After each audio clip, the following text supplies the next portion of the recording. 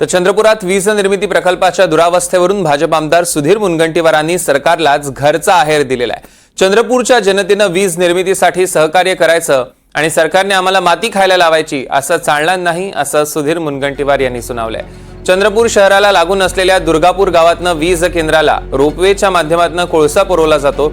Ropeway 40 वर्ष जुना आहे, त्यामुळे कोळशाची धूळ आणि आवाज याचा त्रास इथल्या लोकांना सहन करावा लागतोय असं मुनगंटीवार होते। या संदर्भात स्थानिकांनी तक्रार केली आणि ते प्रत्यक्ष आज घटनास्थळी पोहोचले।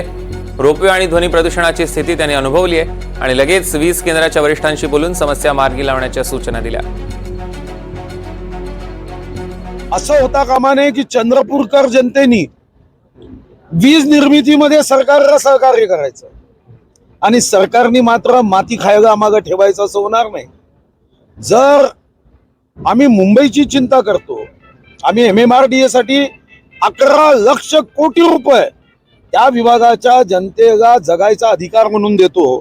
11 लाख कोटी देताना हे 200-400-500 कोटीची यंत्रणा ही जर देता आली नाही तर मग मात्र गंभीर मामला हा लक्षात येईल।